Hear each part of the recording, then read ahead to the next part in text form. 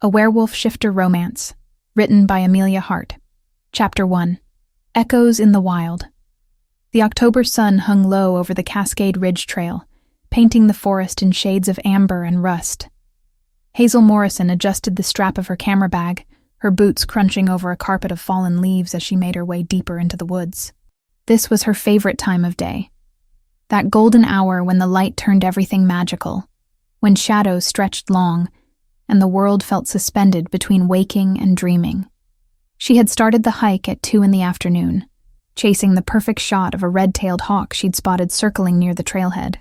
4 hours later, she was still here, captivated by the way autumn transformed the national park into something out of a storybook.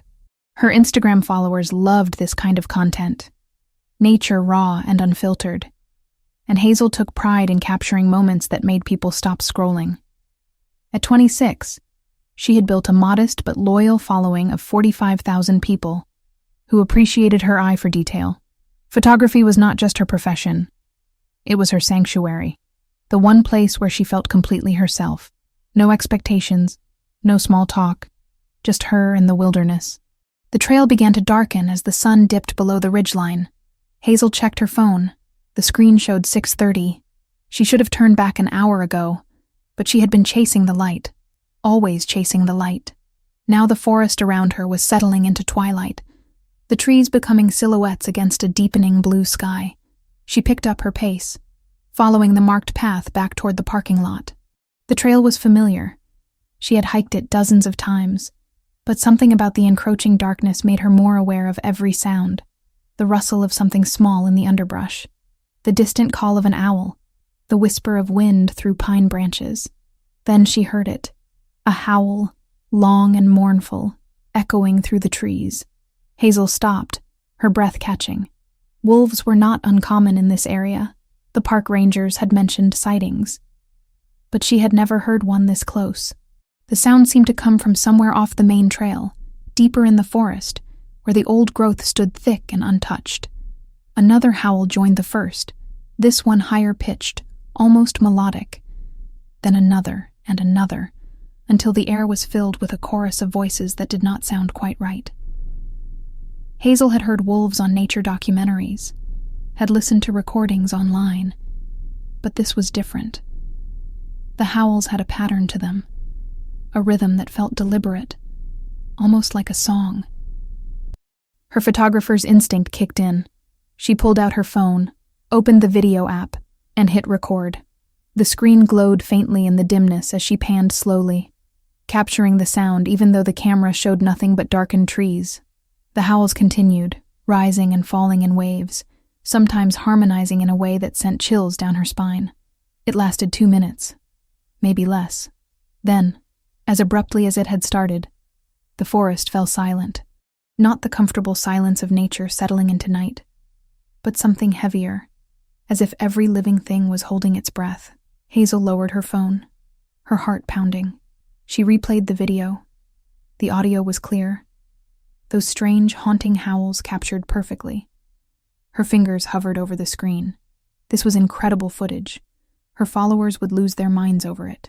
She typed quickly, her thumbs flying over the keyboard. What kind of wolves sing like this? Caught these bizarre howls in the forest tonight. Never heard anything like it. Nature is wild. She added a few tags: wilderness, wildlife, mystery, and hit post. The video uploaded as she hurried back toward the trailhead, her phone lighting the way. By the time she reached her car, the post already had 37 likes.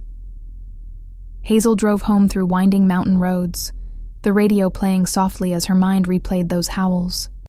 There had been something almost human about them, something that made her skin prickle with an awareness she could not name.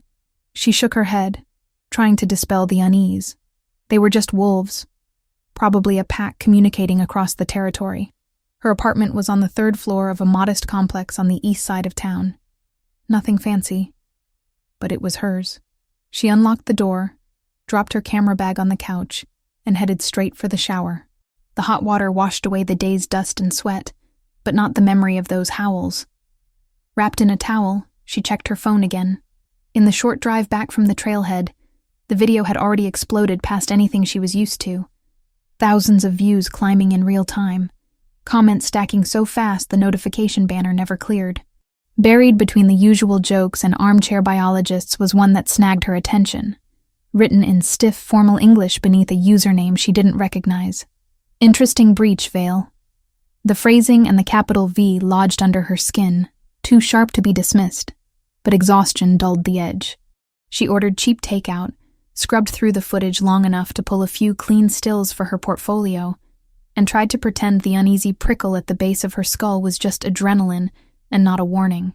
By the time she crawled into bed, it was past midnight, and the video had already rocketed into 6 figures of views. Hazel woke to the sound of her doorbell ringing. She groaned, rolling over to check the time on her phone. 7 a.m. Who the hell was at her door at 7 a.m? The bell rang again, insistent. She dragged herself out of bed, still wearing the clothes she had slept in, and padded barefoot to the door. She peered through the peephole and froze. A man stood in the hallway, tall and broad-shouldered, dressed in a dark coat that looked expensive even through the distorted lens. His face was striking, sharp cheekbones and a strong jaw. Dark hair perfectly styled despite the early hour. He looked like he had stepped out of a business magazine. He looked like Dominic Vale. Hazel's brain stuttered. Dominic Vale, the billionaire CEO of Valecore Industries, the man whose face graced the covers of Forbes and Entrepreneur, was standing outside her apartment. That could not be right. She blinked, looked again. Still there. She unlocked the door and opened it a crack. The chain still engaged. "Can I help you?" His eyes met hers, a startling shade of gray-blue that seemed to see straight through her. "Miss Morrison? Hazel Morrison? That's me." Her voice came out steadier than she felt. "And you're Dominic Vale." A flicker of something crossed his face. Surprise, maybe. Or approval. "I am. I apologize for the early hour, but I need to speak with you." "May I come in?" Hazel hesitated, every instinct screaming that this was surreal. "Why would a billionaire CEO need to talk to me at 7 a.m? It's about the video you posted last night." His tone was calm, but there was an urgency beneath it, a tension in the set of his shoulders. "The one with the howls. It's important." Her hand tightened on the doorframe.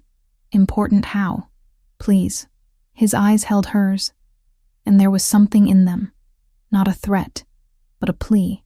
"I can explain, but not out here." Against her better judgment, Hazel closed the door, unhooked the chain, and opened it again. Dominic Vale stepped into her small apartment, his presence immediately making the space feel smaller. He was even more imposing in person, well over 6 feet, with a controlled grace that reminded her of a predator. "Nice place," he said, though his gaze was already scanning the room, taking in details with the same intensity she used when framing a shot. "Thanks." Hazel crossed her arms, suddenly self-conscious about her messy hair and rumpled clothes. "You want to tell me what this is about?" Dominic turned to face her fully, and she noticed the faint shadows under his eyes, as if he had not slept. "The video you posted. The howls you recorded. Where exactly did you film that?" "Cascade Ridge Trail, in the national park." "Why?" "Those sounds. They're not what you think they are." He chose his words carefully, as if walking a tightrope. "They're part of a private ceremony, something related to my business. The location of that recording is sensitive information, and now that it's online, it could create serious security issues." Hazel stared at him. "Security issues? They're wolf howls. They're more than that." His jaw tightened. "There are groups, competitors, people who would use that information against me. I need you to delete the video." "Delete it?" She pulled out her phone, unlocked it, and opened Instagram. The video had 200,000 views now, and the comments section had exploded.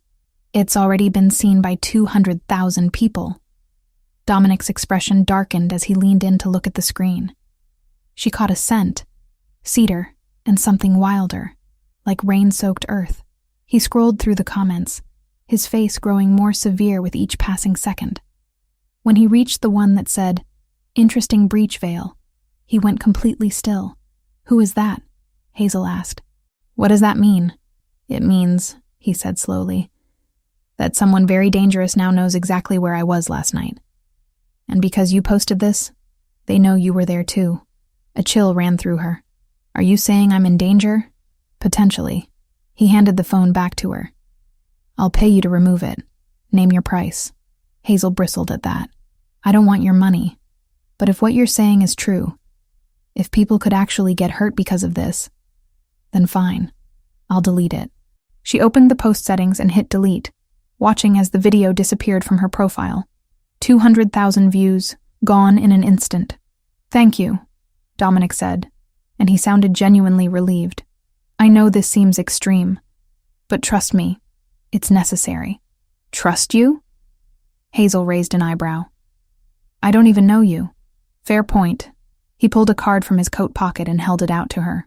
This has my personal number. If anything unusual happens, anything at all, call me immediately. She took the card, the paper heavy and expensive between her fingers. You really think something's going to happen? I hope not, Dominic said, but his eyes said otherwise. But if it does, I'll make sure you're protected. Protected. The word hung in the air between them, loaded with implications she did not fully understand. Hazel wanted to ask more, to demand real answers, but something in his expression told her she would not get them. Not yet. Okay, she said finally. I'll call if anything weird happens. Dominic nodded, already moving toward the door. He paused at the threshold, looking back at her. For what it's worth, Miss Morrison, you have a good eye. That video, it was well shot. Then he was gone, the door clicking shut behind him, leaving Hazel standing in her apartment with more questions than answers. She looked down at the card in her hand. Dominic Vale, CEO, Valecore Industries. And below that, a phone number written in neat, precise handwriting. Hazel sank onto the couch, her mind racing. Nothing about this morning made sense. A billionaire showing up at her door. Cryptic warnings about security threats. Comments in foreign languages about a video of wolves howling. It felt like she had stumbled into someone else's story. She picked up her phone and scrolled through her contacts until she found Owen. Her younger brother answered on the third ring, his voice groggy. Do you have any idea what time it is? It's 7:30, Hazel said. And you're not going to believe what just happened to me. She told him everything. The howls, the video, Dominic Vale appearing at her door like something out of a fever dream. Owen listened, and she could hear him waking up properly as the story went on. Wait, Dominic Vale? The actual billionaire? Yes. And he came to your apartment personally? Yes. Hazel, that's insane. Why wouldn't he just send a lawyer or something? I don't know. She rubbed her temples, feeling a headache building. He said the video was a security risk, that dangerous people might come after me because of it. That sounds paranoid. That's what I thought. But Owen, he seemed scared. Not for himself, for me. There was a pause on the other end of the line. Do you think you're actually in danger? I don't know, Hazel admitted. But he gave me his personal number and told me to call if anything unusual happens. Okay, well, be careful. And maybe keep your doors locked for a while.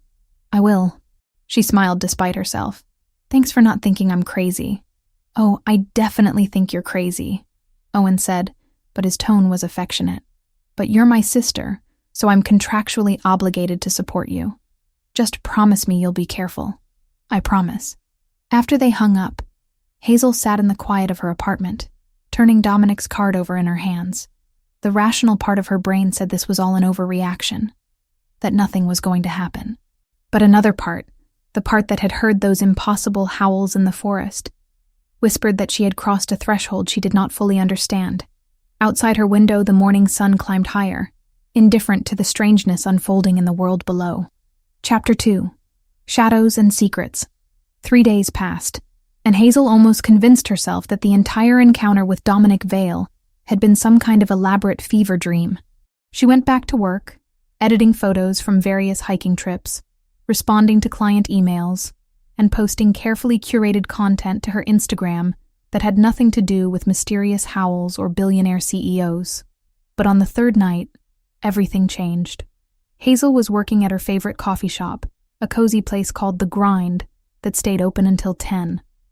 She liked the ambient noise, the smell of espresso and pastries, the way the dim lighting made her feel productive.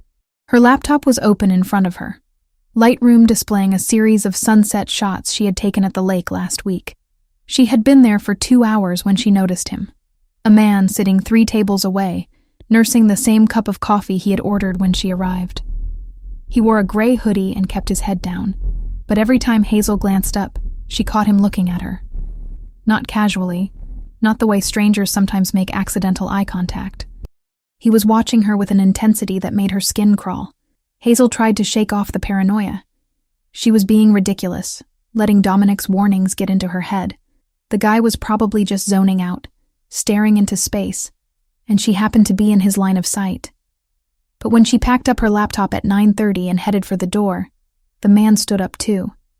She walked quickly down the sidewalk toward her apartment complex, her keys already in her hand. The street was well lit. There were other people around, but her heart hammered in her chest anyway. She risked a glance over her shoulder. The man in the gray hoodie was following her, maintaining a distance of maybe 20 feet. Hazel picked up her pace. So did he. Her apartment building came into view, and she practically ran the last block, swiping her key card at the entrance and slipping inside before the door could fully close behind her. Through the glass, she saw the man stop on the sidewalk, his face still hidden in shadow. He stood there for a long moment, then turned and walked away. Hazel took the stairs 2 at a time, her breath coming fast. By the time she reached her 3rd-floor apartment and locked the door behind her, her hands were shaking. She was overreacting. She had to be. But Dominic's words echoed in her mind. If anything unusual happens, call me immediately. It was being followed unusual, or was she just being paranoid? Hazel poured herself a glass of water and tried to calm down. She turned on every light in the apartment, checked that the windows were locked, and sat on the couch with her phone in her hand. Dominic's card was still on the coffee table where she had left it 3 days ago. She did not call. Instead, she texted Owen, keeping it casual. Hey, weird question. But if you thought someone was following you, what would you do? His response came back within minutes. Are you okay? Did something happen? I'm fine. Just being paranoid, probably. Hazel. If you think someone's following you, call the police. Or call that billionaire guy. Didn't he say to contact him if anything weird happened? She stared at the text, chewing her lip. Owen was right, but calling the police felt like an overreaction. And calling Dominic felt like inviting more strangeness into her life. I'll be careful, she typed back. Doors are locked. I'm fine. Don't worry. Too late. Already worrying. Text me in the morning. I will. Hazel tried to sleep, but every sound in the building made her jolt awake. Footsteps in the hallway, the rumble of pipes, the distant slam of a door. By the time dawn broke, she had maybe 3 hours of restless sleep. She made coffee, strong and black, and was halfway through her first cup when her phone rang. Unknown number. Hello? Miss Morrison, it's Dominic Vale. Her grip tightened on the phone. How did you get this number? You posted it on your professional website, he said, and there was no apology in his tone. Have you noticed anything unusual in the last few days? Hazel hesitated. Why are you asking? Because I've been monitoring online activity related to that video, and there's been increased interest from sources I don't trust. I need to know if anyone has approached you. There was a guy, she admitted, last night at the coffee shop. He was watching me, and then he followed me home. Silence on the other end of the line, heavy and charged. When Dominic spoke again, his voice was controlled, but she could hear the steel beneath it. Did he try to make contact? No. He just stood outside my building for a minute and then left. Where are you now? At home. Stay there. I'm sending someone to check on you. Wait, that's not necessary. But he had already hung up. Hazel stared at her phone, frustration warring with a creeping sense of dread. She did not want to be the kind of person who needed protection, who had mysterious men watching her building. She wanted her normal life back, the one where the most stressful thing was meeting a client deadline. 20 minutes later, there was a knock at her door. Hazel checked the peephole and saw a blond man in a dark jacket, his posture military straight. He held up an ID badge. Miss Morrison, my name is Tobias Grant. Mr. Vale sent me to ensure your safety. She opened the door, keeping the chain engaged. How do I know you actually work for him? Tobias pulled out his phone and dialed, A moment later, Hazel's phone rang, Dominic's number on the screen. She answered. "Tobias is my head of security," Dominic said without preamble. "You can trust him." "This is insane," Hazel said, but she unhooked the chain and let Tobias inside. He moved through her apartment with practiced efficiency, checking windows, examining the door locks, scanning the street below. When he finished, he turned to her with an expression that managed to be both professional and concerned. "Mr.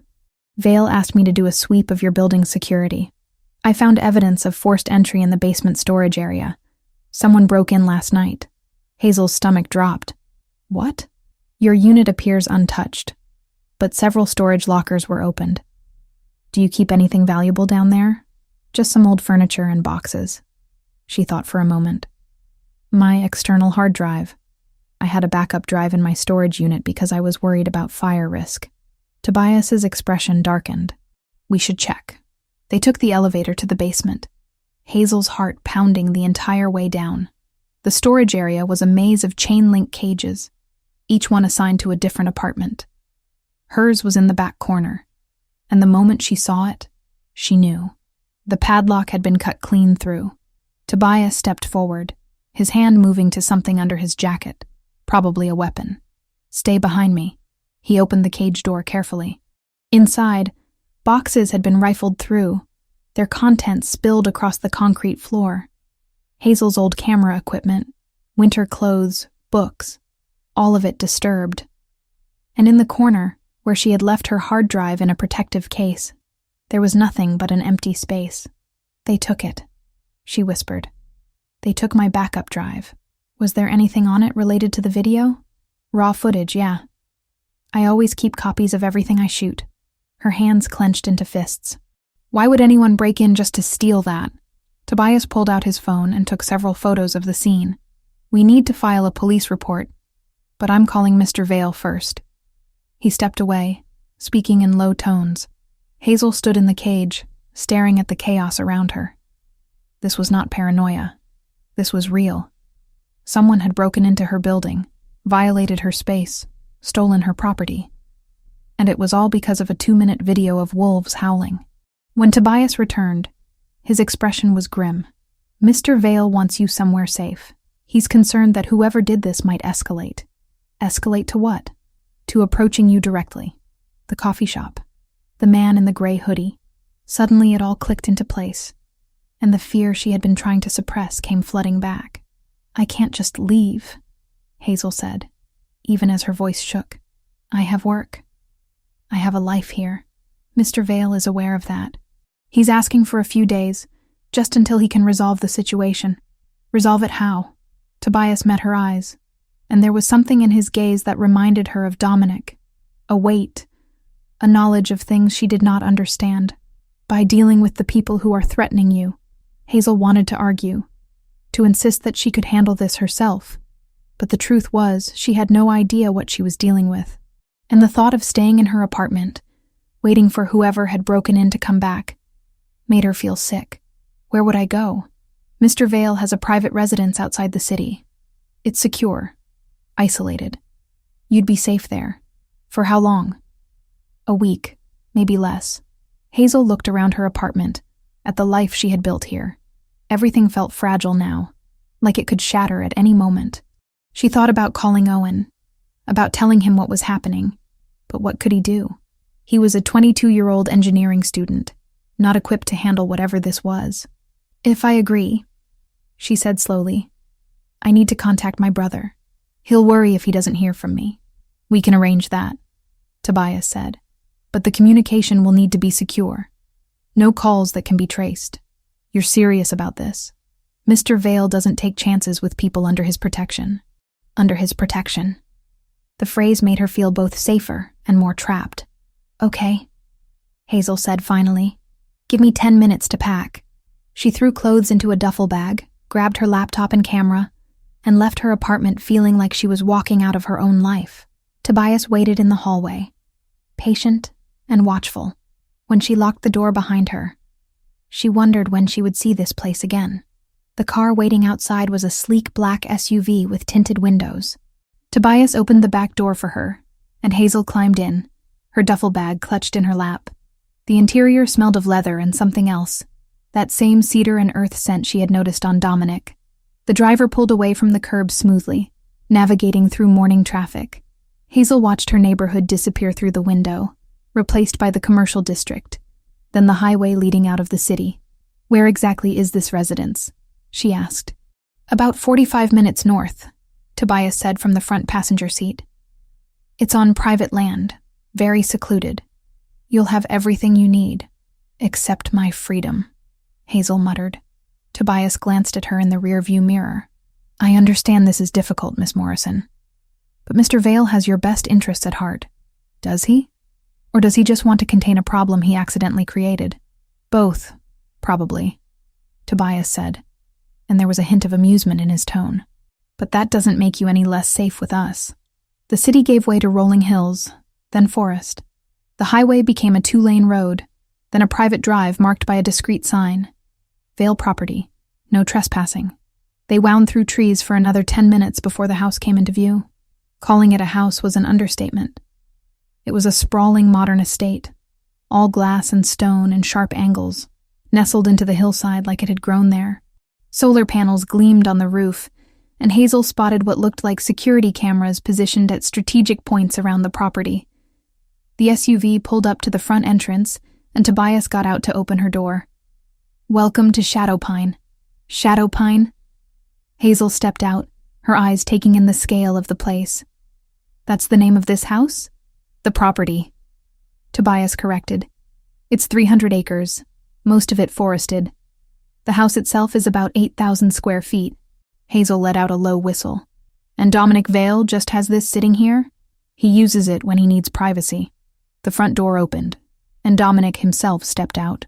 He wore dark jeans and a gray sweater, more casual than the suit he had been wearing at her apartment, but no less imposing. His eyes found hers immediately. "Miss Morrison," he said, "I'm glad you're safe." "Safe is relative," Hazel replied, climbing the steps to meet him. "Someone broke into my building and stole my hard drive. Your guy here says you're going to resolve the situation. What does that mean?" "It means I'm going to find out who's targeting you and make sure they stop. And how exactly do you plan to do that?" Dominic's expression was unreadable. "That's not something you need to worry about. I think I have a right to know, considering I'm the one being hunted." "You're not being hunted," Dominic said, but there was a flicker of something in his eyes that suggested otherwise. "You're being monitored. There's a difference." Not a reassuring one. He stepped aside, gesturing toward the open door. "Come inside. We can talk more after you've had a chance to settle in." Hazel hesitated, standing on the threshold between her normal life and whatever this was. Every instinct told her to run, to demand that Tobias drive her back to the city, to handle this herself. But another part of her, the part that remembered the man in the gray hoodie and the violated storage cage, knew she was in over her head. She walked through the door. The interior of the house was stunning, high ceilings with exposed wooden beams, floor-to-ceiling windows that looked out over the forest, minimalist furniture that managed to be both elegant and comfortable. Everything about the place screamed money, but tasteful money, not the ostentatious kind. "Tobias will show you to your room," Dominic said. "There's food in the kitchen, office space if you need to work, and the grounds are yours to explore. Though I'd appreciate it if you stayed within sight of the house. Is that a request or an order?" "A request," Dominic said, "but one I hope you'll take seriously." Hazel followed Tobias up a staircase to the second floor. He led her to a room at the end of the hall, spacious and bright, with its own bathroom and a view of the forest that would have been breathtaking under different circumstances. "I'll be downstairs if you need anything," Tobias said. "Mr. Vale wanted me to assure you that we'll send a secure message to your brother so he knows you're safe." "Thank you," Hazel said, though the word felt inadequate. When he left, she set her duffel bag on the bed and walked to the window. The forest stretched out endlessly, dark green and mysterious. Somewhere out there, wolves howled, and men with secrets moved through the shadows. And somehow, she had stumbled into the middle of it all. Chapter 3. Unveiled Truths. It was the 5th morning at Shadowpine, and Hazel had fallen into an uneasy rhythm. Wake at dawn, make coffee in the enormous kitchen, Work on photo editing in the sunroom Dominic had designated as her temporary office. Avoid asking too many questions about why a billionaire CEO needed a fortress in the woods. But sleep remained elusive. Tonight, like the others before it, Hazel had tossed and turned until exhaustion finally claimed her around 2 a.m. She dreamed of howls and shadowed figures, of men in gray hoodies and doors that would not lock. When her eyes snapped open at 3, her heart was racing, her sheets damp with sweat. She got up, pulled on a hoodie over her tank top and sleep shorts, and padded barefoot to the window. The forest beyond was a wall of darkness, the moon hidden behind clouds. She was about to turn away when movement caught her eye. A figure emerged from the tree line, moving across the lawn toward the house. Even in the darkness, she recognized the height, the broad shoulders. Dominic. But something was wrong. He was barefoot, his shirt torn and hanging in shreds. His jeans were ripped at the knees, caked with what looked like mud or dirt. He moved strangely, not with his usual controlled grace, but with a loose, almost wild quality. When he passed through a patch of moonlight that broke through the clouds, Hazel saw his face. He looked feral. His hair was disheveled, his jaw tight, and there was something in his eyes even from this distance that made her breath catch. She watched as he disappeared around the side of the house, presumably heading for one of the back entrances. Hazel stood at the window for a long moment, her mind racing. Where had he been? What had he been doing out there at 3 a.m, coming back looking like he had been in a fight? Sleep was impossible now. She grabbed her phone and crept out into the hallway, listening. The house was silent except for the ambient hum of technology and the whisper of air through vents. She descended the stairs carefully, avoiding the spots she had learned would creak. The kitchen was empty, but she heard water running somewhere deeper in the house. Hazel followed the sound to a hallway she had not explored before, one that led to what looked like a mudroom and utility area. The door to a bathroom was ajar, steam seeping out into the hall. She should have turned back, should have gone to her room and pretended she had seen nothing.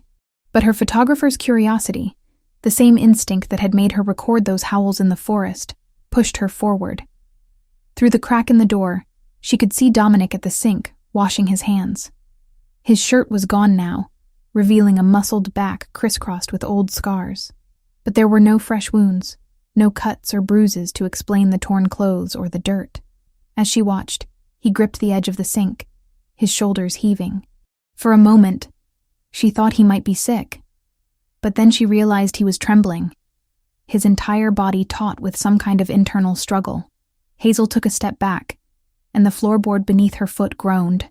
Dominic's head snapped up, his eyes meeting hers in the mirror. For one breathless second, she could have sworn they glowed, a flash of silver that was there and gone so fast she might have imagined it. "You should be asleep," he said, his voice rough. "So should you." Hazel pushed the door open fully, refusing to back down, even though every instinct screamed at her to run. "What were you doing out there?" "That's not your concern. You looked like you'd been in a fight." "I wasn't." "Then what?" She crossed her arms. "Do you regularly go for midnight hikes through the forest and come back looking like you've been mauled by a bear?" Dominic turned to face her, and she saw the tension in every line of his body. "Miss Morrison?" "Hazel," she interrupted. "If I'm going to be trapped in your house indefinitely, you can at least use my first name." Something flickered in his expression, there and gone. "Hazel, then. There are things about my life, my work, that are better left unexplained." "That's a non-answer." "It's the only answer you're getting tonight."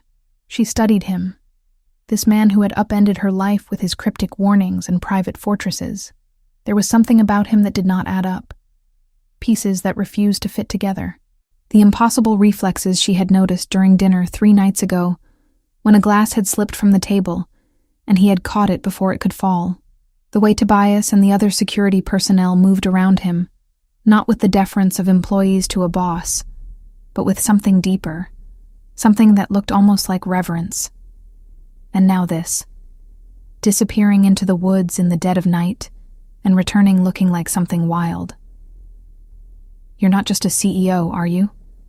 Hazel said quietly. Dominic's jaw tightened. "What makes you say that?" Because CEOs don't need fortresses in the woods. They don't have security teams that move like special forces operatives.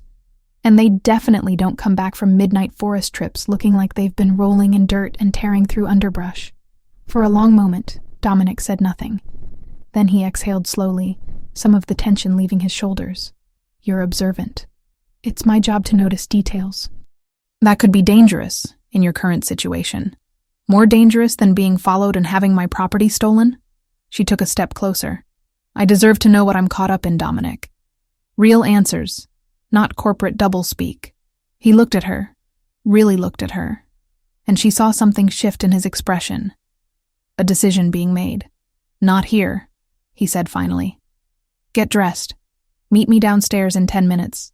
Before she could respond, he walked past her and disappeared down the hallway, leaving her standing in the steam-filled bathroom with more questions than ever. Hazel returned to her room and changed quickly, pulling on jeans and a sweater. Her hands shook slightly as she tied her shoes. Whatever Dominic was about to tell her, she had a feeling it would change everything.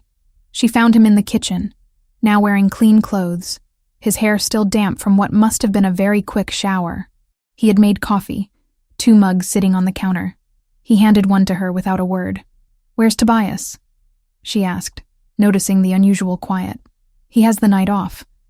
There are others on the property, but they won't disturb us. That sounds ominous. It's necessary. Dominic gestured toward the back door. Walk with me? They stepped out onto a stone patio that overlooked the forest. The air was cold and crisp, carrying the scent of pine and damp earth. Above them, the clouds had cleared, revealing a sky full of stars. Dominic leaned against the railing, his coffee untouched. What I'm about to tell you will sound insane. Try me. He was quiet for a moment, choosing his words carefully. That video you posted, those howls you recorded, they weren't just wolves. They were shifters. Werewolves, if you want to use the traditional term. Hazel waited for the punchline, for him to crack a smile and admit this was some kind of elaborate joke. But his expression remained deadly serious. Werewolves, she repeated flatly.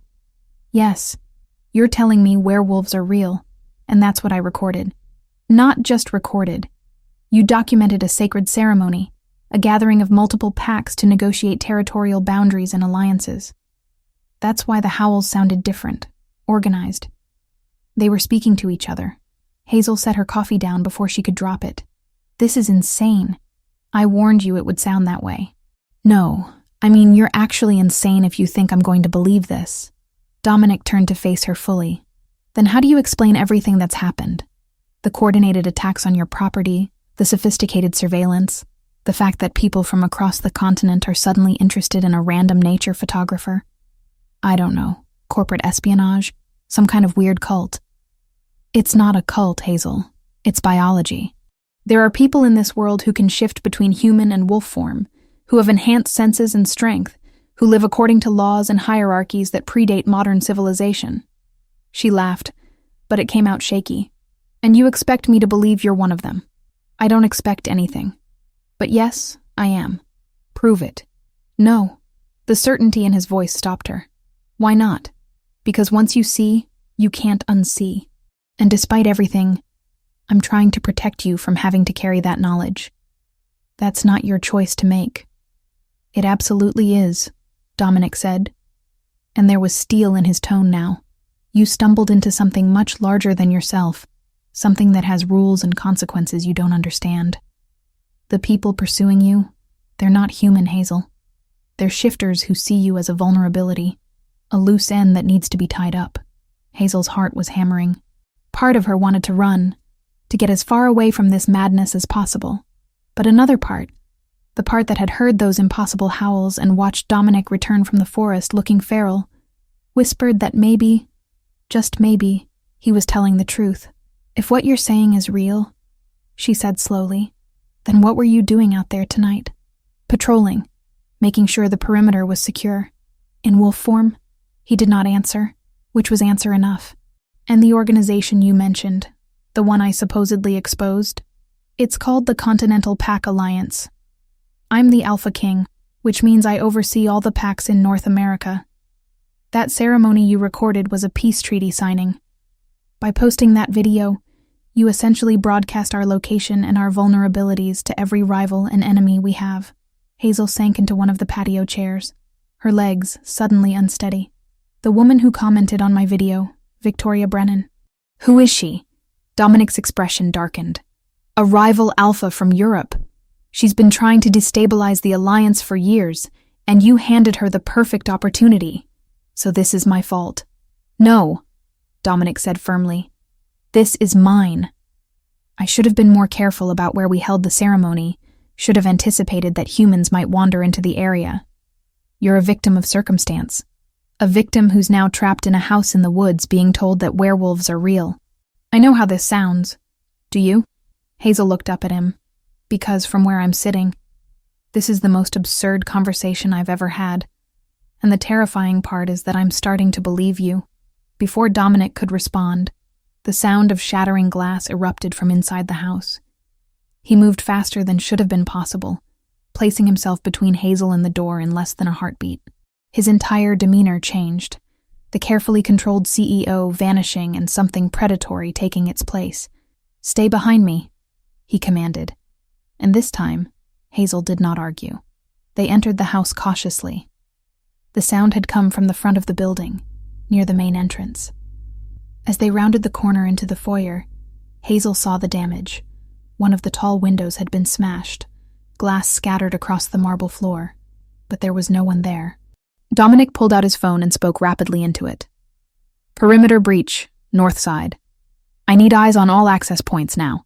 Footsteps thundered from various parts of the house as security personnel responded. Tobias appeared from a side door, his hair messed up from sleep but his eyes alert. Sir, I was just informed. I know. Dominic cut him off. Check the grounds. They might still be close.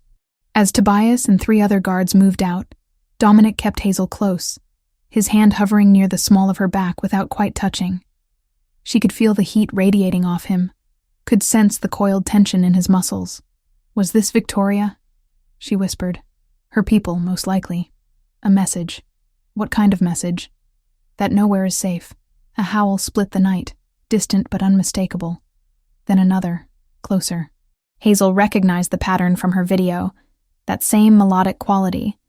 But now she understood it was language, a conversation she could not translate. Dominic's phone buzzed. He answered, listened, his face growing graver. Understood. Maintain positions. He turned to Hazel. There are at least 5 shifters on the property perimeter. They're not attacking, just watching. That's supposed to be comforting. It means they're not ready for a full assault. They're testing our defenses. And when they're done testing, Dominic met her eyes, and she saw something there that frightened her more than anything else that night. Worry. Then things get complicated. Tobias returned, slightly out of breath. We found tracks, at least 6 individuals, possibly more. They scattered when we approached, heading in different directions. Coordinated, Dominic muttered. They wanted us to know they were here. Sir, about the security detail. Tobias began, but stopped abruptly, his eyes widening slightly as he looked at Hazel. She realized what had changed. Until now, they had been speaking carefully, keeping up the pretense of normal security concerns. But the broken window, the howls, Dominic's reaction, it had shattered more than just glass. It had shattered the illusion. She knows, Dominic said quietly. I told her. And Tobias's expression shifted through several emotions before settling on resignation. How much? Enough. And she believes you? Hazel spoke up. I'm standing right here, and I'm still deciding what I believe. But strange people breaking into my storage unit, following me, and now throwing rocks through windows while actual wolves howl in the forest, is making a pretty compelling argument. Tobias looked at Dominic. We need to move her. This location is compromised. Agreed. But where? Every property I own is known to some degree. Victoria has had years to map my holdings. There's the bunker, Tobias said. It's off record, no paper trail. Even most of our pack doesn't know about it. The bunker's too isolated. If they find us there, we'd have no backup. Hazel listened to them discuss her safety, feeling like a chess piece being moved around a board she could not see. Can I make a suggestion? Both men looked at her. My brother Owen. Does he know about any of this? No, Dominic said. We've been sending him encrypted messages from your phone. But they've been vague. Just enough to keep him from worrying. He's going to worry anyway if I disappear completely. And if Victoria is as thorough as you say, she'll eventually figure out I have a brother. She could use him to get to me. Dominic's expression turned grim. You're right. Tobias, have someone keep eyes on Owen Morrison, 22, engineering student at the university. Discreet surveillance only. Don't approach. Already on it, sir. I put a detail on him 2 days ago. Without telling me? Hazel's voice rose. Would you have preferred we left him vulnerable? Tobias asked, not unkindly. She wanted to be angry, to rail against these people making decisions about her family without her input. But the truth was, she was relieved. If what Dominic said was real, if there were actually people or creatures or whatever out there who might hurt Owen to get to her, then having him protected was the only thing that made sense. Fine, she said, but I want to talk to him. Real communication, not sanitized messages. That's a security risk, Tobias began. I don't care. He's my brother, and he deserves to know I'm okay. You can monitor the call, encrypt it, whatever you need to do. But I'm talking to him tomorrow. Dominic studied her for a moment, then nodded. Tomorrow afternoon. We'll set up a secure line. Thank you. Don't thank me yet, Dominic said. Once he knows you're in danger, he's going to want to help. And that could put him at greater risk. Then bring him here, Hazel said. If this place isn't safe anymore, take him to wherever you're planning to move me. Tobias and Dominic exchanged a look, some kind of silent communication passing between them. That's not a simple request, Dominic said finally. Why not? Because bringing a human into pack territory, into our world, is a significant decision. It requires trust, and more than that, it requires the human to understand and accept what they're seeing. He's 22, not 12. He can handle the truth. Can he? Dominic's gaze was intense. Most humans can't. Their minds reject it, or they panic, or they try to expose us. Even the ones who genuinely want to understand often can't bridge that gap between what they believe is possible and what actually exists. Owen's not most humans. He's my brother, and he's one of the smartest people I know. If I can start to wrap my head around this, so can he. Another long silence. Then Dominic sighed. We'll discuss it after your call with him tomorrow. If he seems stable, if you truly believe he can handle this, we'll consider extraction. Extraction makes it sound like a military operation. It might be, Tobias said grimly. If Victoria's people are watching us, they're watching him too. The weight of that settled over Hazel. Her harmless video, her innocent recording of something strange and beautiful, had cascaded into this nightmare. Owen was in danger because of her, because she had posted something online without thinking about the consequences. Hey, Dominic said softly, and she realized he had moved closer. This isn't your fault, isn't it? No. The fault lies with people who would harm an innocent woman and threaten her family over a breach that was my responsibility to prevent. You're not to blame for any of this. His certainty helped, even if she did not quite believe it yet. The rest of the night was spent securing the house, boarding up the broken window, checking and rechecking locks and alarm systems. By the time dawn broke, painting the forest in shades of gold and gray, Hazel was exhausted but wired, her mind unable to stop processing everything she had learned. Werewolves were real. Dominic Vale was their king, and somewhere out there, a woman named Victoria Brennan was orchestrating attacks because of a video Hazel had posted 5 days ago. Her life had become unrecognizable, and she had a feeling it was only going to get stranger from here. Chapter 4. Blood and Protection. The call with Owen happened at 2 p.m, exactly as Dominic had promised. Hazel sat in what he called the secure room, a windowless office in the basement of the house filled with monitors and equipment that looked like it belonged in a spy movie. Tobias stood by the door, and Dominic sat across from her, his presence both reassuring and unsettling. The phone rang twice before Owen answered. Hazel? Is that really you? It's me, she said, and her voice broke slightly on the words. Hearing her brother's voice made everything real in a way it hadn't been before. I'm okay. I promise. Your messages have been weird. Short. Not like you. There was strain in his voice. What's going on? And don't tell me it's just work, because I've been watching the news and there's nothing about any photographers being in danger. Hazel glanced at Dominic, who gave a small nod. Permission to tell the truth. Or at least part of it. Remember I told you about the billionaire who came to my apartment? Dominic Vale? Yeah, the guy who was worried about your wolf video. It turns out he had good reason to be worried. There are people, dangerous people, who are upset about that video. They broke into my storage unit. They've been following me. Dominic brought me to a safe location. But Owen, I need you to be careful too. Silence on the other end. Then, are you being held against your will? Blink twice if... Owen, I'm serious. I'm here voluntarily, and I'm safe. But you might be in danger too, just by association with me. That's insane. What kind of people get this upset over a video of wolves? The kind who have secrets worth protecting. She chose her words carefully. I can't explain everything over the phone, but I need you to trust me. If anyone approaches you, anyone you don't know, I need you to call this number immediately. She read off the secure line Tobias had given her. Can you do that? Hazel, you're scaring me. I know. I'm sorry, but I need you to promise me you'll be careful. Pay attention to your surroundings. Don't go anywhere alone if you can help it, and for God's sake, don't talk to strangers about me or that video. Another pause. Are you in actual danger? Like, life-threatening danger? She met Dominic's eyes. He did not look away. Did not try to soften the truth. Potentially, she admitted. That's why I'm here. Why I'm taking this seriously. These people, they're not playing games. Then I'm coming to you. Tell me where you are.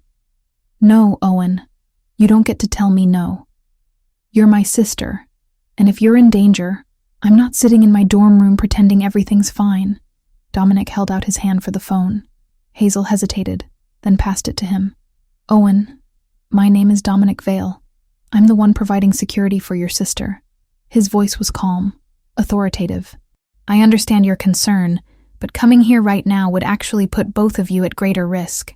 Hazel could not hear Owen's response, but she could imagine it. Dominic listened for a moment, then continued. What I can offer is this. Enhanced security for you as well. People I trust watching your building, making sure you're safe while we resolve the situation. And if things escalate, we'll bring you to a secure location. But right now, the best thing you can do for Hazel is to maintain your normal routine and let us handle the threat. More silence. Then Dominic's expression shifted slightly. I give you my word. If your sister is in immediate danger, you'll be informed and extracted immediately. He paused. Yes, extracted. I have the resources to make that happen quickly and safely. He handed the phone back to Hazel. He's really a billionaire, isn't he? Owen said, sounding slightly dazed. He talks like someone who's used to getting what he wants. He is, and he does, Hazel confirmed. But Owen, he's also the only reason I'm still safe. I need you to trust him, and more importantly, I need you to trust me. Can you do that? She heard him exhale slowly. Yeah, okay. But Hazel, if anything happens to you, it won't, I promise. You can't promise that. Then I promise I'll do everything I can to stay safe. That's the best I can give you right now. Fine. But I'm holding you to weekly calls. No excuses. Deal. After they hung up, Hazel sat in the silence of the secure room, feeling the weight of what she had just done. She had pulled her brother into this nightmare, made him aware of dangers he could not fully understand. But the alternative, leaving him ignorant and vulnerable, seemed worse. He sounds like you, Dominic observed. Stubborn, protective, family trait, Hazel said. How long before you actually bring him here? That depends on several factors. Whether the threat escalates, whether we can secure a location that's truly safe for both of you, and whether your brother can handle the truth about what's really happening. The werewolf truth. Yes. Hazel stood, suddenly restless. I still don't know if I believe that. I mean, I believe you believe it. And I believe something strange is going on. But actual werewolves? That's a lot to accept. Dominic stood as well, and in the confined space of the room, He seemed even larger, more imposing. Would it help if you saw? Saw what? A shift. Proof. Her heart kicked into a higher gear. You said you wouldn't show me. I said I wouldn't force you to see. But if you're asking, if you genuinely want to know, then I'll show you. Once you know for certain, we can move forward without the doubt eating at you. Hazel thought about it. Part of her wanted to refuse, to cling to the possibility that this was all some elaborate misunderstanding. But another part, the part that had built a career on capturing truth through a camera lens, needed to know. Okay, she said. Show me. They went outside, to a clearing behind the house where the forest pressed close on 3 sides. Tobias followed at a distance, keeping watch. The afternoon sun filtered through the trees, dappling the ground with light and shadow. Dominic stood in the center of the clearing, his posture relaxed but his expression serious. Once you see this, you can't unsee it. You'll know that the world is not what you thought it was. Are you sure? I'm sure. He nodded, then began to remove his jacket. Hazel watched, confused, until she realized what he was doing. If he was going to shift, he would need to not destroy his clothes. Or at least, she assumed that was the logic. It doesn't hurt, he said, as if that was her primary concern. Not anymore. When we're young, the first shifts are painful. But after a while it becomes natural. Like breathing. That's not as reassuring as you think it is. A ghost of a smile crossed his face. Fair enough. Then he closed his eyes and everything changed. It was not dramatic the way movies portrayed it. No screaming or bones cracking audibly. Instead, it was fluid, almost beautiful. His body seemed to shimmer, the edges blurring. And then where Dominic Vale had stood, there was a wolf, but not just any wolf. This creature was massive, easily twice the size of any natural wolf Hazel had ever seen in photographs. Its fur was black as midnight, so dark it seemed to absorb light. And its eyes, those were still Dominic's eyes, that striking gray blue, but now they glowed with an inner light that was definitely not human. The wolf watched her, utterly still, waiting. Hazel's legs had stopped working. Her breath came in short, shallow gasps. Every rational part of her brain screamed that this was impossible, that she was hallucinating, that someone had drugged her coffee. But her photographer's eye, trained to see and capture reality, knew the truth. This was real. The wolf took a step toward her, moving with predatory grace. Hazel flinched back, and it stopped immediately, lowering its head slightly. The gesture was unmistakably submissive, reassuring. I won't hurt you. Dominic? Her voice came out as barely a whisper. The wolf's ears perked forward. Then it shimmered again, and Dominic was standing there, human once more, pulling his jacket back on. That's not possible, Hazel said, even though she had just witnessed it. That's not possible. And yet, Dominic approached slowly, giving her space. I'm sorry. I know this is overwhelming. Overwhelming. A slightly hysterical laugh bubbled up. That's one word for it. I just watched a man turn into a giant wolf and then back again. I think I'm entitled to more than overwhelmed. You are. You're entitled to be angry, scared, confused. All of it.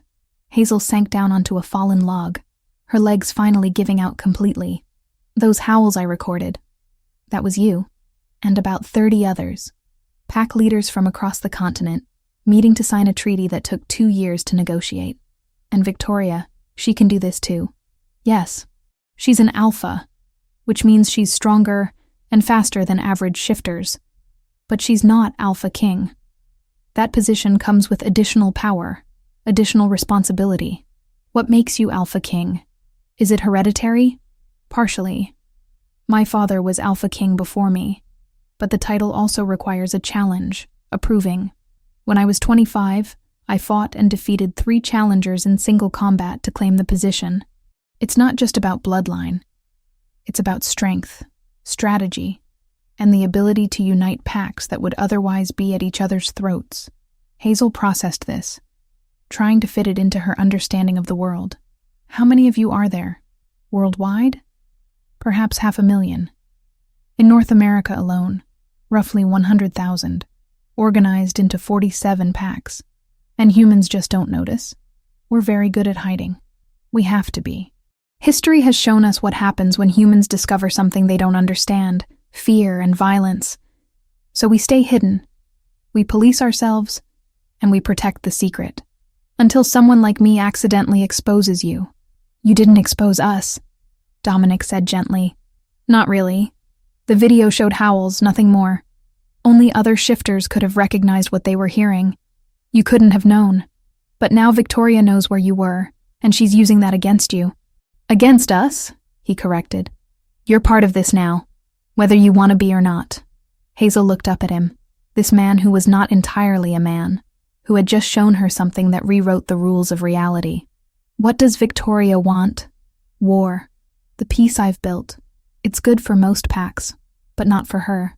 She runs a mercenary operation, hiring out shifter soldiers to the highest bidder. Peace means less business. If she can destabilize the alliance, create chaos and conflict, she profits. And I gave her the excuse she needed. You gave her an opening. She would have found another eventually.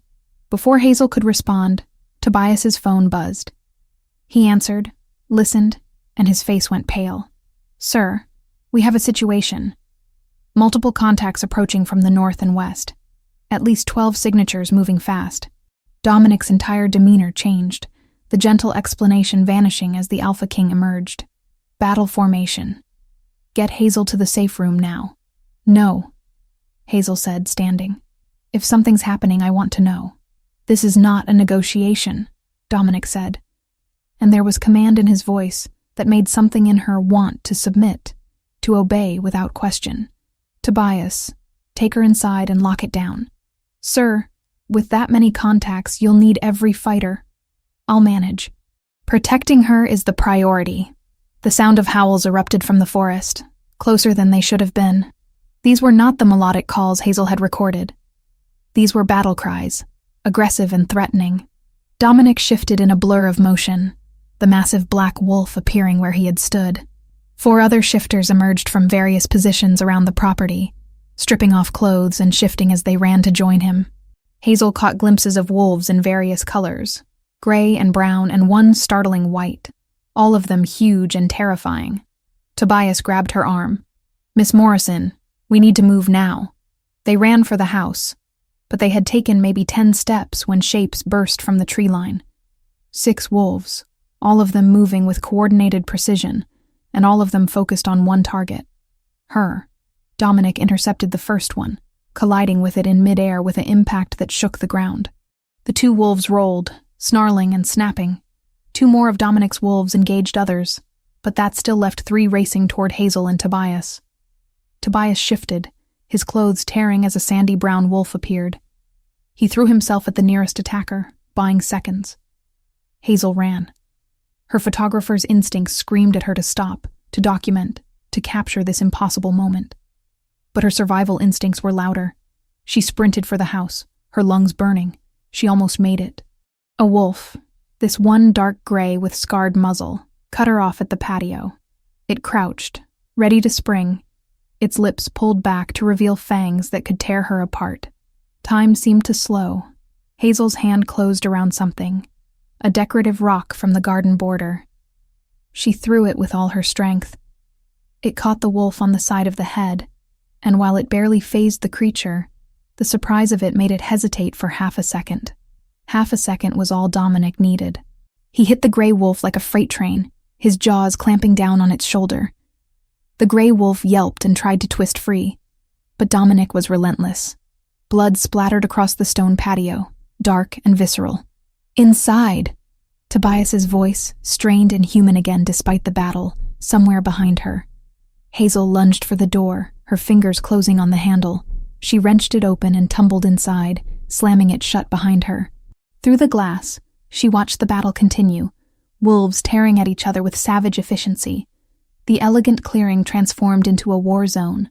Dominic fought with brutal precision, taking on 2 attackers at once. One he had pinned by the throat, the other circling for an opening. When it lunged, Dominic released the first and caught the second mid-leap, his momentum using its own weight against it.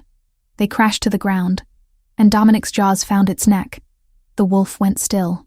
Hazel pressed her hand to her mouth, bile rising. She had just watched Dominic kill something, someone. Because those weren't just animals. They were people. People who could shift back to human form, who had lives and families, and the gray wolf broke free from another fight and charged the door. Hazel screamed and threw herself backward as it hit the glass, cracking it but not breaking through. Then Dominic was there, dragging the gray wolf away from the house with such force that Hazel heard something snap. The gray wolf limped away, retreating toward the forest with the surviving attackers. The battle was over as quickly as it had started. Dominic shifted back to human, his body covered in blood, his shoulder bleeding from a deep cut. The other wolves, his wolves, shifted as well, all of them injured but alive, all except one. A brown wolf lay motionless near the tree line, its side torn open. Even from the house, Hazel could see it was not breathing. Tobias opened the door and gestured for her to stay put while he assessed. After a moment, he came back inside, his expression grim. "Jackson didn't make it," he said quietly. "But you're safe. That's what matters." Hazel could not speak. Someone had died protecting her. A person she had never met, whose name she had just learned in the context of their death. Dominic entered the house, and someone handed him clothes. He dressed quickly, wincing as fabric pulled across the wound on his shoulder. "I'm sorry you had to see that," he said. And his voice was tired in a way that went beyond physical exhaustion. "You killed them," Hazel whispered. "2 of them. They would have killed you without hesitation. They were people. They were soldiers following orders. Victoria sent them knowing some wouldn't return. That's who we're dealing with." Hazel wanted to argue, to rail against the brutality of what she had witnessed. But the memory of that gray wolf charging the door, of teeth designed to rip and tear, stopped her. Those wolves had not been coming to talk. They had been coming to take her, or kill her. "Is it always like this?" she asked. "Your world? Is it always this violent?" "No," Dominic said. And there was something sad in his eyes. "Most of the time we live peacefully. We have jobs and families. We go to movies and eat at restaurants, just like humans. But when conflict comes, when territory or pack or family is threatened, we fight. That's the nature of what we are. And Victoria won't stop until she gets what she wants. No, she won't. Which is why we're moving you tonight. The safe house. The bunker I mentioned before. It's off the grid, heavily fortified, and unknown to anyone outside my innermost circle." "What about Owen?" Dominic exchanged a look with Tobias. "We'll extract him at the same time. Bring him to the bunker with you." "You said that would be dangerous." "It is. But after today, leaving him exposed is more dangerous. Victoria has proven she's willing to attack in broad daylight with superior numbers. If she targets your brother next, we might not be able to protect him without bringing him into our world." Hazel nodded, too numb to feel relief. "When do we leave?" "As soon as it's dark. We move under cover of night. Multiple vehicles, decoy routes. Tobias will coordinate Owen's extraction. With luck, we'll be secure in the bunker before Victoria realizes what happened. And if we're not lucky?" Dominic's expression was answer enough. If they were not lucky, more people would die. Maybe even her. The next few hours passed in a blur of preparation. Hazel packed her minimal belongings while around her. The house transformed into a tactical operations center. Maps appeared, routes were debated, contingencies planned. She felt like a bystander in her own crisis, watching as people made life-and-death decisions about her safety. When night fell, 4 vehicles pulled up to the house. Dominic explained the plan. Decoys would head in 3 different directions, while the real transport took a 4th route. Owen would be picked up by a separate team and brought directly to the bunker. "Stay low, stay quiet, and trust the driver," Dominic said as he opened the door to a nondescript sedan. "We'll be right behind you." Hazel climbed into the back seat. The driver, a woman with short dark hair and sharp eyes, nodded at her in the rearview mirror.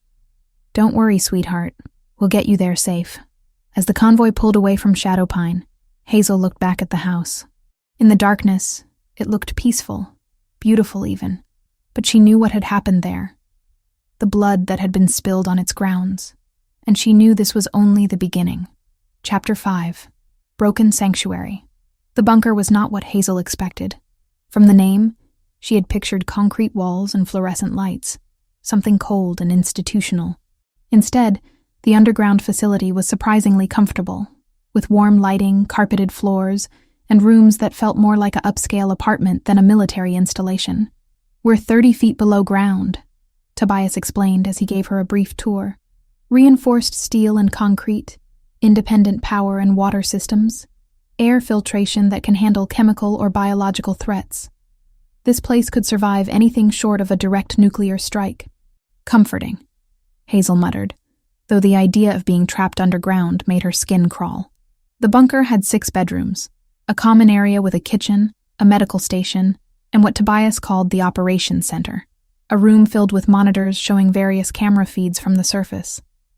There were currently 8 people inside, including her, all of them Dominic's most trusted guards. Owen would make 9. "How long until they bring my brother?" Hazel asked, checking her watch. It had been 3 hours since they arrived. "They're taking precautions, making sure they're not followed. Should be within the hour." Dominic emerged from the operations center, his shoulder now properly bandaged. He had been on the phone constantly since they arrived, coordinating responses to what he called Victoria's escalation. 2 more packs were hit tonight, he said, his voice tight with controlled anger. "She's attacking on multiple fronts, trying to stretch our resources thin." "Is it working?" Hazel asked.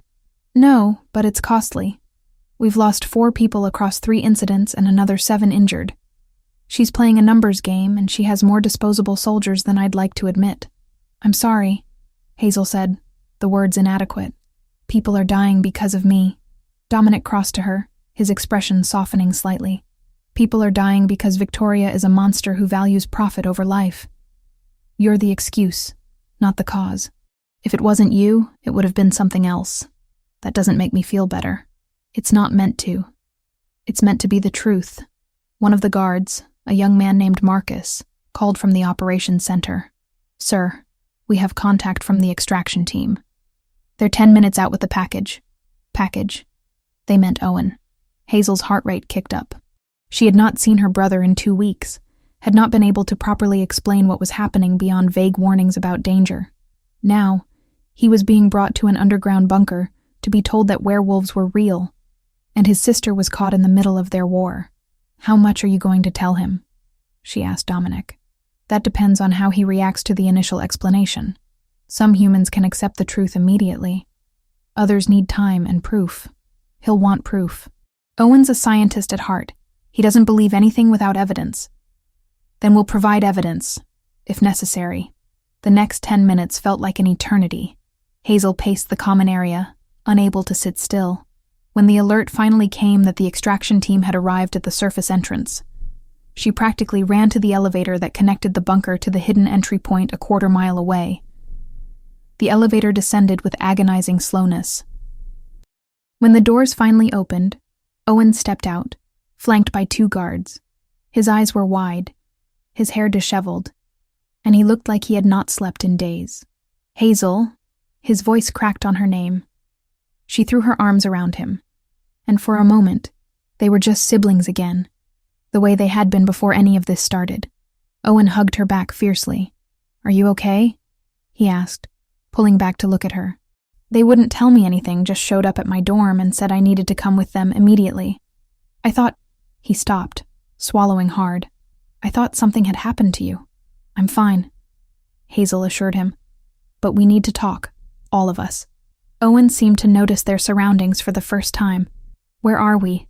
Is this a bomb shelter?" "Something like that," Dominic said, stepping forward. "Owen, I'm Dominic Vale. We spoke on the phone." Owen's expression shifted, recognition and wariness mixing.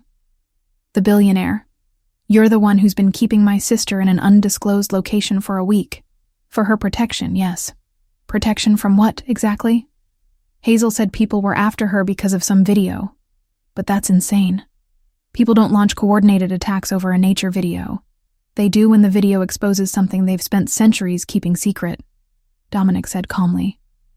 "Come, sit down. This conversation is going to take a while." They gathered in the common area, Hazel and Owen on one couch, Dominic in a chair across from them. Tobias remained standing near the door, watchful. "Owen, Hazel began. What I'm about to tell you is going to sound impossible. But I need you to listen to the whole thing before you react, okay? Her brother's eyes narrowed with concern. You're scaring me. I'm sorry. But you need to know the truth. She took a breath. The howls I recorded, the ones in the video, they weren't normal wolves. They were werewolves, shifters, people who can transform between human and wolf form. Silence. Owen stared at her, then at Dominic, then back at her. Is this a joke? He asked. Because if it is, it's not funny. It's not a joke, Hazel said. I know how it sounds. Believe me, I had the same reaction. But Owen, I've seen it. I watched Dominic shift right in front of me. It's real. Owen stood abruptly. Okay, I don't know what's going on here, but this is crazy. Werewolves aren't real. They're mythology, folklore. There's no scientific basis for spontaneous transformation of mass and bone structure. You're right, Dominic said. There's no scientific basis that human science has discovered, but that doesn't mean it doesn't exist. Show me your peer-reviewed studies. Show me the evidence. The evidence is standing in front of you, Dominic said. And if you need more proof than that, I can provide it. But Owen, understand that once you see, you become part of this world. You'll carry this secret for the rest of your life. There's no going back. Owen looked at Hazel. You actually believe this? I didn't want to, she admitted. But yes, I do. Because I saw it, Owen. I watched a man become a wolf. People can't just become wolves. It violates every law of thermodynamics, of biology, of basic physics. Or, Tobias spoke up, your understanding of those laws is incomplete. Human science is impressive, but it's not omniscient. There are things in this world that exist outside your current framework of knowledge. Owen ran his hands through his hair, a gesture Hazel recognized from childhood when he was stressed or overwhelmed. This is insane. You're all insane. I'll prove it, Dominic said, standing. Right now, if you want. I'll shift in front of you, and you can see for yourself. Dominic, your shoulder, Hazel started, is healing. Shifter metabolism is faster than human. I'll be fine. He looked at Owen. What do you say? Do you want proof? Owen's jaw tightened. Fine. Show me. And when nothing happens, we're going to have a serious conversation about my sister's safety and mental state. They moved to a larger room that Tobias called the training area. It was empty except for mats on the floor and equipment storage along one wall. Dominic stood in the center, and Hazel pulled Owen back to give him space. Watch, Dominic said simply. Then he shifted. The transformation was just as fluid as before. That strange shimmer as human became wolf. The massive black creature stood where Dominic had been, its gray-blue eyes fixed on Owen. Her brother made a sound, somewhere between a gasp and a choke. He stumbled backward, and Hazel caught his arm to steady him. That's not possible, Owen whispered. It can't. The wolf took a step forward and Owen flinched. The wolf stopped, then lowered itself to the ground, making itself smaller, less threatening. After a moment, it shimmered again, and Dominic was human once more. Do you believe now? He asked quietly. Owen's legs gave out, and he sat down hard on the mat. His face had gone pale, his eyes unfocused. I don't understand. How is that possible? The mass alone. Where does it go? How does bone restructure that fast? What about the neurological changes required to control a completely different body structure? Those are good questions, Dominic said. And I don't have answers that will satisfy a scientist. All I can tell you is that this is what we are, what I am. And because your sister recorded our ceremony, because she accidentally exposed our location, people who want to hurt me are now targeting her, which means they're targeting you too. Owen looked up at Hazel. You've known about this for how long? A few days. I'm still processing it. And you're okay? They haven't hurt you? Dominic's people have protected me. Multiple times. From what? From other werewolves? Yes, Dominic said. A rival alpha named Victoria Brennan is using your sister's video as an excuse to destabilize the peace I've built between packs. She's sent mercenaries to capture or kill Hazel. Yesterday, 12 of them attacked the safe house where we were staying. We killed 2 and drove off the rest, but one of my people died protecting your sister." Owen absorbed this, his scientific mind visibly trying to reconcile impossible facts with observed reality. "So werewolves are real? They have politics and territories, and my sister is caught in the middle of some kind of supernatural gang war." "That's an oversimplification, but essentially accurate," Dominic said. "And we're in an underground bunker because it's the most secure location I have. Victoria doesn't know about this place. As far as anyone outside this room knows, you're both still at your respective locations, protected by decoys. How long do we have to stay here?"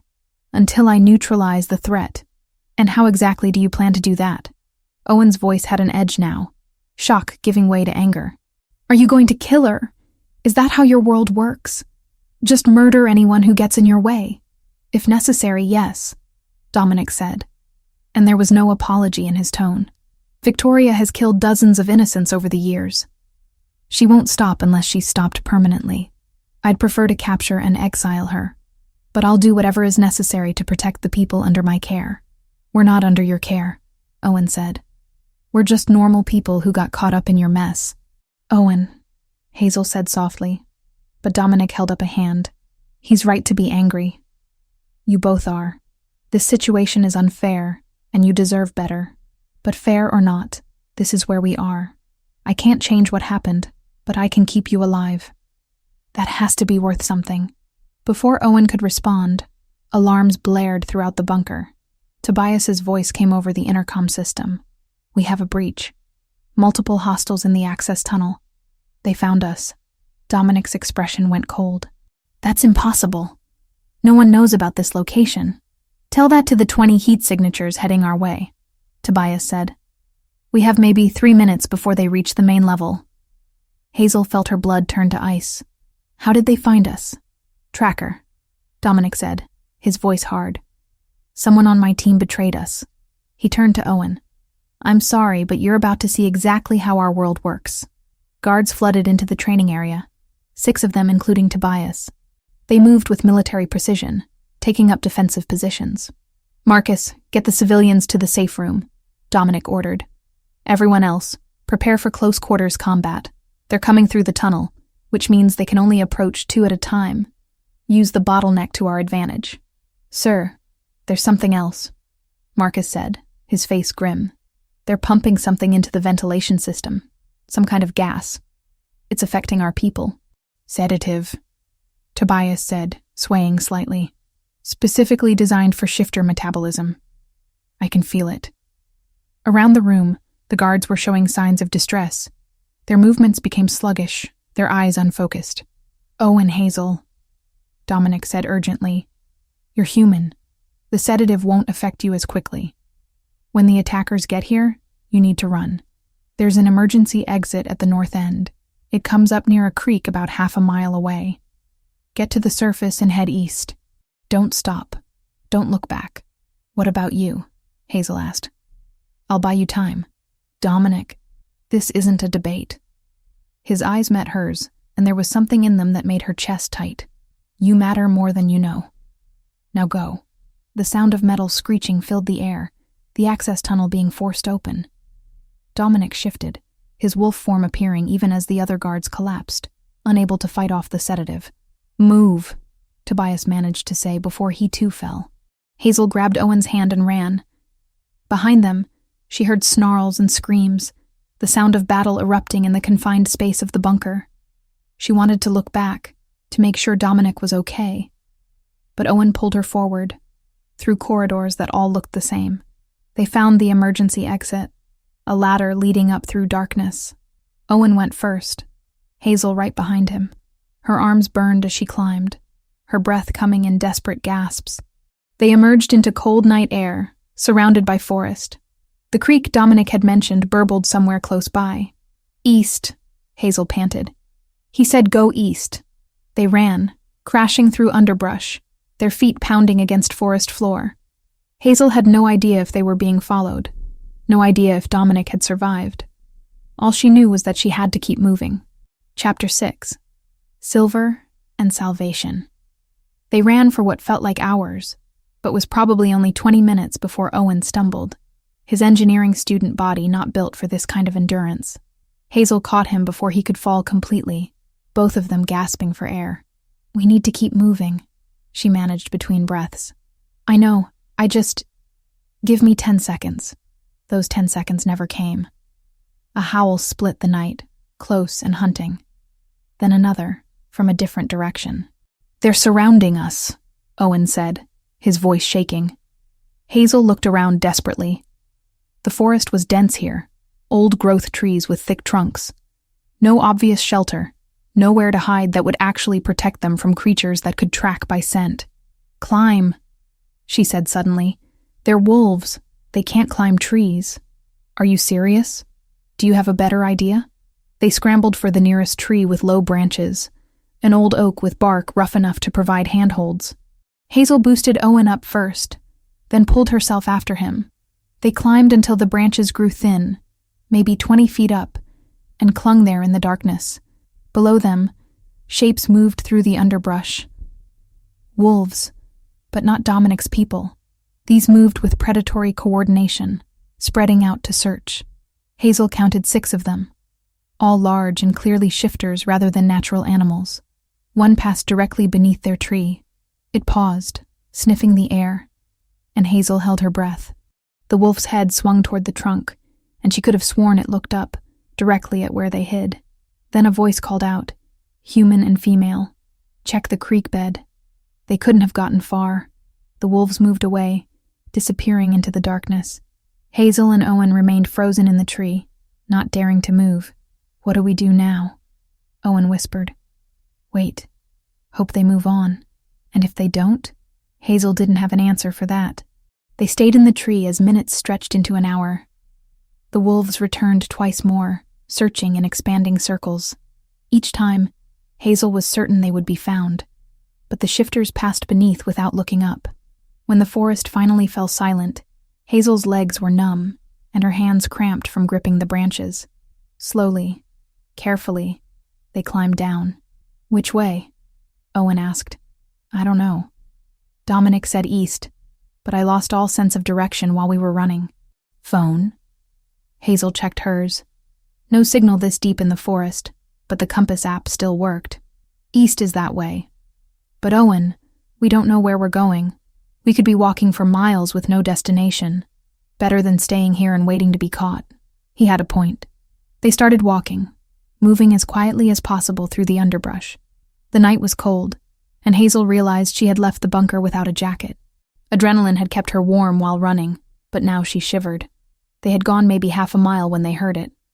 The sound of vehicles, multiple engines coming from ahead. "Hide!" Owen hissed, pulling her behind a fallen log. Headlights appeared through the trees, sweeping across the forest floor.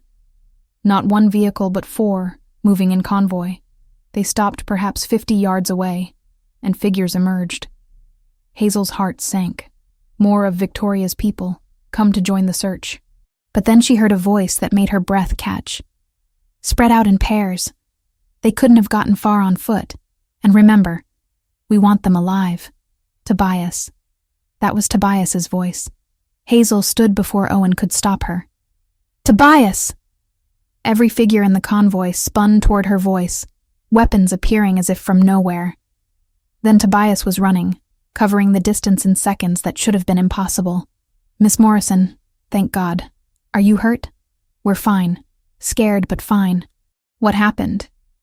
"Is Dominic alive?" Tobias said, and relief flooded through her. "Wounded, but alive. He sent us to find you." "The bunker?" "Compromised. We lost 3 people before we could evacuate." His expression was grim. "Victoria's forces retreated when they realized you weren't there. One of them talked before dying. Victoria has orders to bring you to her alive." "Why? What does she want with me?" "Leverage. She knows the Alpha King cares about you.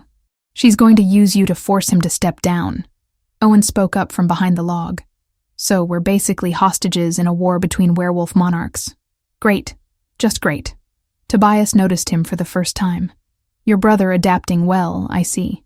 He just watched a man turn into a wolf and then got chased through the forest by more wolves. He's handling it better than I did. Where's Dominic now? Hazel asked. In the lead vehicle. He refused medical attention until we found you. Come on, let's get you both somewhere safe before Victoria's people regroup. They followed Tobias to the convoy. The lead vehicle was a large SUV with tinted windows. When Tobias opened the back door, Hazel saw Dominic inside, and her breath caught. He was human, but barely. His shirt was torn and soaked with blood, his face pale. The wound on his shoulder had reopened, and there were new injuries, a gash across his ribs, claw marks down his left arm. You should be in a hospital, Hazel said, climbing in beside him. Shifter Hospital. Human doctors would ask too many questions about wounds that are already starting to heal. His eyes found hers. You're safe. That's what matters. 3 of your people died because of me. 3 of my people died fighting an enemy who would have killed dozens more if left unchecked. Their deaths have meaning. He winced as the vehicle started moving. Tobias, how long to the safe house? 2 hours. Maybe less if we push it. What safe house? Owen asked from the seat behind them. I thought the bunker was your ultimate safe house. The bunker was one of 6 secure locations, Dominic said. We're going to the one furthest from Victoria's known territory, a property in the mountains that's been in my family for generations. Can we trust that it's secure? Hazel asked. Someone betrayed us. Someone on your team told Victoria about the bunker. I know. Dominic's voice went cold. Marcus, I've already sent word to have him detained if he surfaces. But the mountain property is different. It's not just secure, it's sacred. Pack law protects it. Victoria would have to declare formal war to attack it directly. And you don't think she'll do that. She might, but it will take time to gather enough forces. And time is what I need right now. He slumped back against the seat, and Hazel saw how much the effort of speaking was costing him. Without thinking, she reached out and took his hand. His fingers closed around hers, warm despite the blood loss. You need to rest, she said. I need to keep you alive. You've done that. Now let someone else take over for a while. His eyes met hers, and something passed between them, an understanding that went beyond words. Then his eyes drifted closed, and his breathing evened out into sleep or unconsciousness. She wasn't sure which. Tobias glanced back from the front passenger seat. He'll heal. Shifter metabolism is remarkable. By tomorrow, most of those wounds will be closed. That's impossible, Owen said, but his voice lacked conviction. He had seen too much tonight to cling to impossible. The drive took 3 hours, winding mountain roads that climbed steadily higher. By the time they pulled up to a sprawling lodge nestled against a cliff face, dawn was breaking over the peaks. The lodge was beautiful, all timber and stone, with floor-to-ceiling windows that looked out over a valley, but Hazel barely noticed the view. She was focused on getting Dominic inside, on making sure he received proper care. A woman waited at the entrance, older, perhaps 60, with silver-streaked hair and sharp eyes. Bring him to the medical room. I've prepared everything. They carried Dominic through the lodge to a room that had been converted into a fully equipped clinic. The woman, who introduced herself as Dr. Reeves, immediately began examining his wounds. Silver poisoning, she announced after a moment. Not severe, but present. Who treated him in the field? No one, Tobias admitted. We were focused on extraction. Dr. Reeves made a disapproving sound and began pulling supplies from cabinets. All of you out except the girl. I need space to work. I should stay, Tobias protested. You should follow orders. Out. Reluctantly, Tobias and Owen left. Hazel remained, hovering uncertainly by the door. Don't just stand there, Dr. Reeves said. Make yourself useful. I need you to hold pressure on this wound while I prepare the silver extractant. Hazel moved to the table, pressing gauze against the gash on Dominic's ribs as instructed. This close, she could see the slight silver tinge to the blood, the way his skin around the wounds looked inflamed in a way that seemed wrong. Silver is poison to us, Dr. Reeves explained as she worked. It prevents our natural healing, can kill us if there's too much in the bloodstream. Someone used silver-coated claws on him. Unusual. Most shifters avoid silver weapons because of the taboo. Victoria's people aren't bound by normal rules. Hazel said. Clearly. Doctor. Reeves injected something into Dominic's arm, and almost immediately, his breathing eased. This will help his body purge the silver. He'll be unconscious for several hours while it works. But he'll be okay? He'll live, if that's what you're asking. Whether he'll be okay is a more complicated question. The Alpha King has many enemies, and apparently one very determined one. She glanced at Hazel. You're the photographer. I am. The one who posted the video. Yes. Doctor. Reeves studied her for a moment. You know he hasn't taken a mate in all his years as Alpha King. Considered it too dangerous. Too much of a vulnerability. And then you appear, and within days, he's making decisions based on protecting you rather than strategic advantage. That's the behavior of a mated wolf, even if the bond hasn't been formalized. Hazel felt her cheeks warm. I don't think... We're not. You don't have to explain yourself to me. I'm just an old wolf who's seen a lot in her years. And what I see here is an alpha who's found his mate, whether he wants to admit it or not. She finished bandaging Dominic's wounds. You can stay with him if you like. He'll rest easier sensing you nearby. After Dr. Reeves left, Hazel pulled a chair close to the medical table and sat. Dominic looked younger in sleep. The harsh lines of command smoothed away. She found herself studying his face, the strong features, the dark hair falling across his forehead. He had killed for her, multiple times, had been poisoned and nearly died protecting her. And according to Dr. Reeves, he was doing all of it because of some kind of mate bond that Hazel barely understood. She reached out and carefully pushed the hair back from his face. His eyes opened slightly, unfocused. Hazel? I'm here. You're safe. Rest. Victoria. Can wait. You did what you needed to do. Now let yourself heal. His hand found hers again, and he held on as if she were an anchor. Within moments, he had slipped back into unconsciousness. Hazel sat with him as the sun rose higher, as the lodge came to life around them with the sounds of people preparing defenses and making plans. She sat with him and wondered how her life had become this, holding the hand of a werewolf king while enemies gathered in the darkness. And she wondered what would happen when he woke, when they had to face Victoria's next move.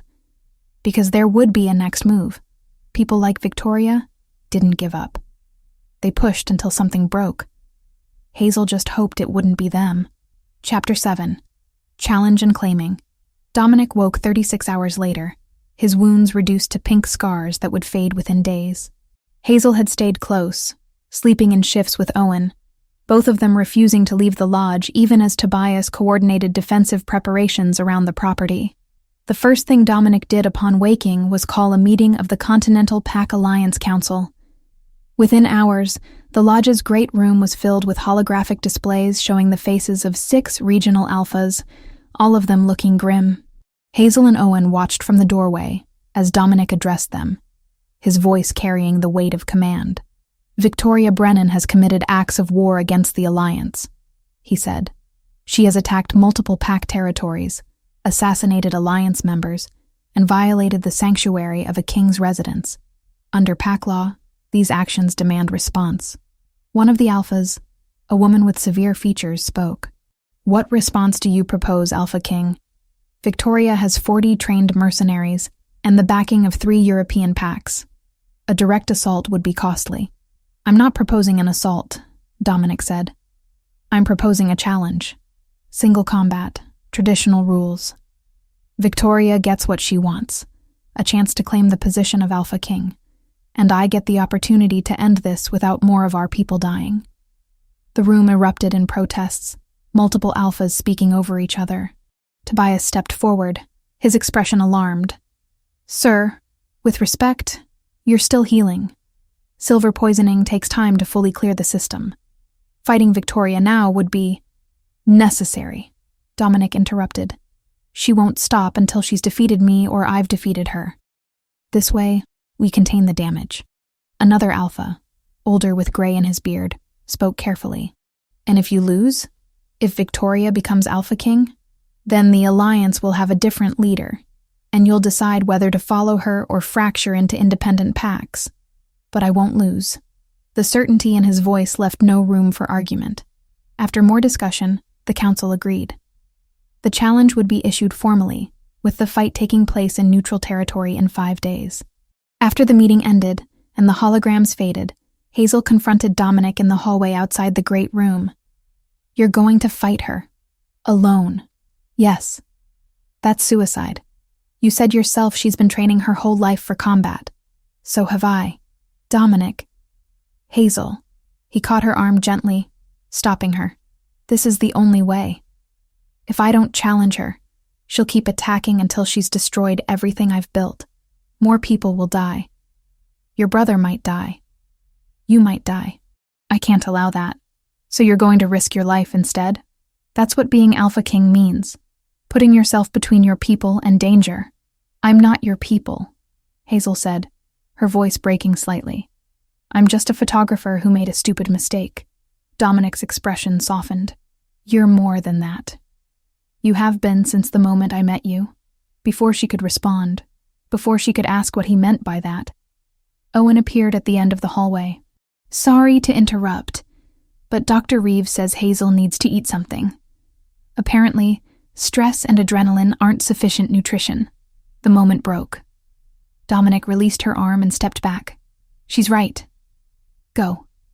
We'll talk more later." But later never came. The next 4 days were consumed with preparation. Dominic trained constantly, pushing his healing body to its limits. Hazel watched from the windows as he sparred with Tobias and other guards, his wolf form moving with lethal grace. "Doctor." Reeves pulled her aside on the 3rd day. "He's going to ask you to be there, at the challenge." "Why would I want to watch him fight?" "Because if he's fighting for you, which he is, whether he's admitted it or not, your presence will make him stronger. Mate bonds work both ways. You'll ground him, give him something to fight for beyond duty." "We're not mated," Hazel protested. "Not formally, but the bond is forming whether you've acknowledged it or not. I can see it in how he moves when you're near, how his wolf settles, and I suspect you feel it too, don't you? That pull toward him, that certainty that he's important in a way you can't explain." Hazel wanted to deny it, but the words stuck in her throat, because Dr. Reeves was right. She did feel something, a connection that had nothing to do with gratitude or proximity, something deeper. On the 4th night, Dominic found her on the lodge's back deck, staring out at the mountains silhouetted against a star-filled sky. "Can't sleep?" he asked, joining her at the railing. "Too much on my mind." "Understandable." He was quiet for a moment. "I want you to come tomorrow, to the challenge. Dr. Reeves said you'd ask." "She's perceptive." He turned to look at her. "I know it will be difficult to watch. But Hazel, I need you there. Not because I doubt my ability to win, but because having you present will remind me why I'm fighting in the first place." "To protect the Alliance," Hazel said. "To protect you." His voice was low, intense. "Everything else is secondary." Her breath caught. "Dominic, I know this is complicated. I know you never asked to be part of this world, to be connected to me. But you are, and I'm not sorry about that. Even if it makes everything harder, even if it puts you in danger, I'm not sorry." Before she could respond, he continued, "There's something I need to do before the challenge. A ritual, if you'll accept it." "What kind of ritual?" "The claiming bite. It's how shifters formalize a mate bond. I would mark you, and in doing so, tie my strength to yours. It would offer you some protection, make you recognizably mine to any shifter who encountered you, and it would give me access to power I don't normally have, the kind that comes from fighting for a bonded mate." "Larry." Hazel's heart was racing.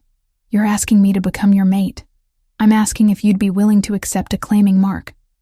The bond itself, the full mate connection, that forms over time. But the mark would begin the process.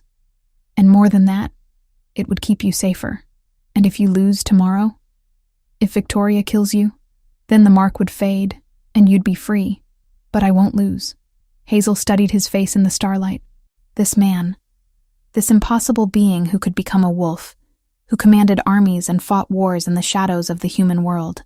He was offering her something she didn't fully understand, asking her to trust him with a permanence that terrified her. But he had also protected her, repeatedly risked his life for hers, and shown her a world that existed beyond anything she had imagined. "If I agree," she said slowly, "if I accept this claiming mark, what does it actually mean? What am I committing to? Connection, the ability to sense each other's emotions at close range, to find each other more easily, and eventually, if we both choose it, a full mate bond that would tie our lives together." That sounds intense. It is, and I won't pretend otherwise. But Hazel, I've waited 34 years without finding someone who made me want this. And then you appeared, and everything changed. She thought about the past week, the chaos and violence, but also the moments of connection, the way he looked at her, the way her body responded to his presence, the feeling that despite the insanity of everything, this felt right. "Okay," she whispered. "I accept." Dominic's eyes flared with something fierce and possessive. "Are you certain? Once it's done, other shifters will know you're claimed. It will make you a target for anyone who wants to hurt me. I'm already a target. At least this way, I'm a target with a fighting chance." He stepped closer, his hand coming up to cup her face. "This will hurt for a moment. The bite needs to break skin for the mark to take. But I'll be as gentle as I can." Hazel nodded, her pulse thundering. Dominic tilted her head slightly, exposing the junction between her neck and shoulder. She felt his breath against her skin, warm and steady. Then his teeth sank in, and fire raced through her veins. It was not pain exactly. Or not just pain. It was like being branded and blessed simultaneously, a mark that burned itself into her on a level deeper than physical. She gasped, her fingers clutching at his shoulders, and then it was done. Dominic pulled back, his eyes glowing faintly silver. On her skin, she could feel the mark, warm and raised slightly. When she looked down, she saw it. A pattern that looked almost like a wolf's paw print, etched into her skin in what appeared to be silver ink. "That's beautiful," she breathed. "It's you," Dominic said. "Every claiming mark is unique to the mated pair. This one reflects both of us." The mark pulsed gently, and through it, Hazel felt something new. Dominic's emotions, faint but present, determination, protectiveness, and something warmer, something that felt like affection, deepened into something more. "I can feel you," she said wonderingly. "And I you. It will grow stronger over time, especially after tomorrow, when you defeat Victoria. When I defeat Victoria," he confirmed. They stood together on the deck as the night deepened, connected now in a way that transcended words. Hazel felt the weight of what she had accepted, but also a strange sense of rightness, as if this was always where she was meant to end up, despite the impossible circumstances that had brought her here. The next morning, they traveled to the neutral ground, a clearing deep in protected territory, where pack law prevented interference. Representatives from a dozen packs had gathered to witness the challenge, along with the 6 council alphas who would judge the outcome. Victoria was already there, and seeing her in person for the first time, Hazel understood why she was so dangerous. The woman was tall and muscled, with cold eyes and a smile that held no warmth. She looked at Dominic the way a predator looked at prey. Then her eyes found Hazel, and the smile widened. "So, this is the little human who started all of this. How sweet that you've brought her to watch you die, Vale." "I'm not going to die," Dominic said calmly. "But you are, if you continue down this path. Yield now, accept exile, and live. Keep fighting, and I'll make sure you don't walk away from this clearing." Victoria laughed. Big words from a wolf who's been poisoned and wounded repeatedly in the past week. "I can smell the silver still in your blood. Then you should know how much I've survived already. What makes you think you'll succeed where others have failed? Because I'm better than them. Better than you." The challenge began at noon. Both fighters stripped to shift, and Hazel forced herself to watch as Dominic became the massive black wolf she had seen before. Victoria shifted as well, her wolf form slightly smaller but scarred and clearly experienced. They circled each other, and then Victoria lunged. The fight was brutal. Both wolves moved with speed that seemed impossible, clashing and breaking apart, teeth and claws drawing blood. Victoria fought dirty, going for vulnerable spots, using tactics that made the watching alphas murmur in disapproval. But Dominic was stronger. Every time Victoria thought she had an opening, he countered, using her momentum against her. Hazel watched, her hand pressed against the claiming mark, feeling echoes of his determination through the bond. Then Victoria made a mistake. She overextended on a lunge, and Dominic caught her throat in his jaws. He could have killed her then, could have ended it. Instead, he threw her back, giving her a chance to yield. Victoria spat blood and shifted back to human form. "Kill me or let me go, but don't insult me with mercy." "This isn't mercy," Dominic said, also shifting. "This is the last chance you'll ever get. Yield, accept exile, and live. Continue, and I will kill you." Victoria's eyes burned with hatred. Then she reached for something hidden in her discarded clothes. A blade, silver-coated and cruel. She lunged at Hazel. Everything happened fast. Dominic shifted mid-leap, trying to intercept. Tobias moved from the sidelines, and Hazel, acting on instinct, ducked and rolled, the blade missing her by inches. Victoria stumbled off balance. Dominic hit her at full force, and this time, he did not hold back.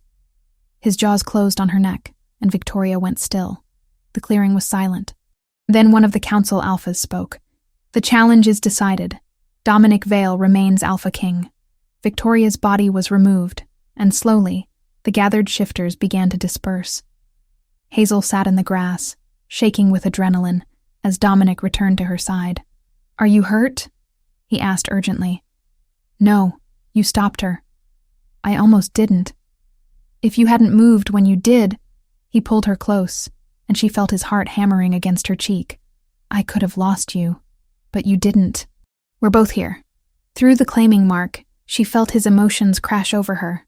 Relief, gratitude, and love, fierce and undeniable. Chapter 8. New Beginnings. 6 months had rewritten Hazel's understanding of normal. Mornings now began in the kitchen of the estate that had become home, with coffee cooling on polished stone, while Dominic skimmed council briefs, and Owen darted through on his way between Shadowpine and campus. The Alpha King's days were carved up by negotiations and territory disputes, handled from the secure offices in the East Wing. Hazel's were filled with memory instead of escape. She still worked behind a camera, but the assignments had changed. Winter ceremonies in snowbound northern forests, oaths sworn beneath ancient oaks, quiet moments in packhouses where humans would never be invited. What had started as a viral accident had turned her into the Alliance's unofficial chronicler, her images already being passed, quietly, as a fantasy photography series in the human world. After Dominic left for a council session and Owen for his presentation, she settled in the sunroom with her laptop, losing herself for hours in the familiar rhythm of culling and editing until the screens were filled with wolves in motion and candle-lit dances. All of it real, and all of it hidden from the wider world. Around noon, Tobias knocked on the sunroom door. "Miss Morrison, sorry to interrupt, but there's someone here to see you." "Who?" "A representative from 3 packs that joined the Alliance after Victoria's defeat. They heard about your photography work and want to commission documentation for their own histories." Hazel saved her work and followed Tobias to the main office. 3 shifters waited there, 2 men and a woman, all of them watching her with a mixture of curiosity and respect. The claiming mark on her neck, visible above her collar, identified her immediately as the Alpha King's mate. The meeting lasted an hour, and by the end, Hazel had agreed to visit their territories over the next 2 months to photograph their ceremonies and daily life. It was work she had never imagined doing, but it felt important. She was helping preserve a culture that had existed in shadows for centuries. When the representatives left, Dominic found her in the office, reviewing her schedule. 3 more packs, he said, reading over her shoulder. "You're becoming quite sought after." "It's strange. 6 months ago, I was just a freelance photographer hoping to pay rent. Now I'm documenting a secret society of werewolves. Does it bother you that your life changed so completely?" Hazel thought about it. "Sometimes. I miss the simplicity of my old life, but then I remember that the old life was also lonely. I had my work, and Owen, but not much else." Now I have purpose, community. I have you. Dominic's arms came around her from behind, and she leaned back against him. I know I've asked a lot of you, pulled you into a world that can be dangerous and demanding. You've also given me a lot. A home, a place where I belong, work that matters. She turned in his arms to face him. I wouldn't change it. His eyes searched hers. Not even the parts that were terrifying? Not even those. They brought me here. He kissed her then, gentle and deep, and through the bond, she felt his love wash over her like warmth. That evening, as they prepared dinner together, a comfortable routine they had fallen into, Hazel felt the now familiar flutter in her stomach. It had started 3 weeks ago, subtle enough that she had dismissed it as stress or indigestion. But this morning, when Dr. Reeves had done a routine checkup, the truth had become undeniable. She was pregnant. Dr. Reeves had explained that children between humans and shifters were rare but not unheard of. The baby would likely inherit some shifter traits, though how much was impossible to predict. She had also emphasized that Hazel needed to tell Dominic soon, as the pregnancy would affect the mate bond, and he would sense it eventually. You're quiet tonight, Dominic observed, chopping vegetables for the salad. Just thinking. About? Hazel set down the spoon she had been stirring with and turned to face him. I have something to tell you. Something important. Dominic's expression grew serious. What is it? Are you okay? I'm fine. More than fine, actually. She took a breath. I'm pregnant. The knife clattered to the cutting board. Dominic stared at her, his expression cycling through shock, disbelief, and then something that looked like wonder. You're certain? Dr. Reeves confirmed it this morning, about 6 weeks along. 6 weeks. He crossed to her in 2 strides, his hands coming up to frame her face. We're going to have a child. Are you okay with that? I know we haven't really discussed it, and with everything that's happened. Hazel. He kissed her forehead, her cheeks, her lips. I'm more than okay with it. I'm overwhelmed, terrified, and happier than I have words for. Through the bond, she felt the truth of it, the fierce joy and protective instinct that flared in him. Dr. Reeves said the baby will probably have some shifter traits, Hazel said. She called it a hybrid presentation. We won't know how much until after the birth, but there's a chance our child could shift. That's incredible, and completely unprecedented at the Alpha King level. The last hybrid birth in a royal line was 3 generations ago. Is that going to cause problems? With the packs? With the Alliance? It might cause some discussion, but nothing we can't handle. The Alliance has been stable since Victoria's death. Most packs are thriving under the new peace. A royal hybrid heir would be seen as a symbol of a new era, one that's more inclusive. Hazel relaxed slightly. She had been worried about the political implications, but Dominic's confidence reassured her. They finished making dinner, though the conversation had shifted entirely to the pregnancy, what it would mean, how they would prepare. Dominic was already planning nursery locations and security enhancements, his protective instincts in overdrive. Later that night, as they lay in bed, Dominic's hand rested on her stomach, which was still flat, but wouldn't be for much longer. Thank you, he said quietly. For what? For accepting the claiming mark. For staying when you could have run. For giving me this, a family I never thought I'd have. You gave me a family too, Hazel said. The Pax, Owen being safe and accepted, this life we're building. That's not nothing. It's everything. She felt him smile against her shoulder, and through the bond, his contentment wrapped around her. The next morning, Owen called with news that he had aced his presentation. Hazel told him about the pregnancy, and his reaction was a mixture of excitement and the kind of protective big brother energy that made her laugh. I'm going to be an uncle, he said, sounding dazed. To a werewolf baby. My life is so weird now. You love it. I really do, he admitted. But seriously, Hazel, I'm happy for you. You and Dominic, you're good together. And you're going to be great parents.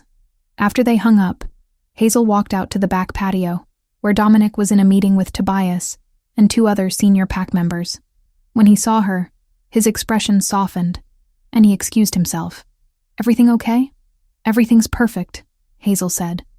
I told Owen. He's excited. Of course he is. He'll be the favorite uncle.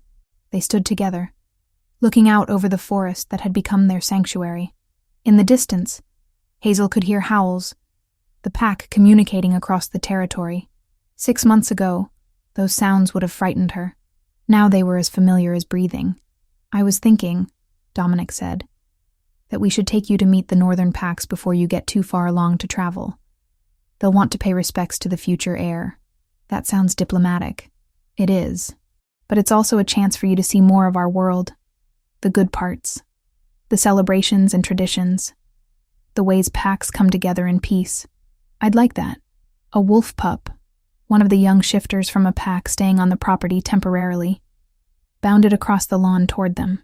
It was small and gray, with oversized paws it hadn't grown into yet. When it reached them, it shifted into a little girl of maybe 6, grinning up at Hazel. "Can you take my picture?" the girl asked shyly. Hazel crouched down to her level. "Of course. Go stand by those flowers and I'll get my camera." The girl ran off happily, and Dominic helped Hazel stand again, his hand lingering on the small of her back. "You're going to be amazing at this," he said. "At photography?" "At all of it. Being Luna Queen, being a mother, being the bridge between worlds." Hazel looked up at him. At this man who had changed everything. "We both are." The sun climbed higher, warming the estate as pack members went about their day. Hazel retrieved her camera and spent the afternoon photographing the visiting families, capturing moments of joy and normalcy. These images would never be posted publicly, but they would be treasured by the packs. Evidence that their lives and culture mattered. As evening approached, Hazel and Dominic stood on the patio once more, watching the sunset paint the sky in shades of gold and pink. Her hand rested on her stomach, over the life growing inside her. His arm was around her shoulders, solid and sure. In the forest, wolves began their evening songs, welcoming the night. And Hazel, who had once recorded those sounds out of curiosity, now understood every note, every meaning. From somewhere beyond the tree line came a burst of laughter she recognized as Owen's, carried on the cooling air from the clearing, where he had been helping a group of younger wolves set up targets for training. Soon he would be back on campus, splitting his days between lectures and the research trips he and Dr. Reeves had planned to Shadowpine. But Hazel knew that what they had rebuilt here would not unravel just because there was distance between visits. The baby was still only a quiet secret, measured in a handful of weeks, in bouts of morning nausea and the soft rustle of ultrasound printouts tucked into her journal, but it was already redrawing the edges of every future she dared to imagine. She had found her place in an impossible world, and she had found home. The end.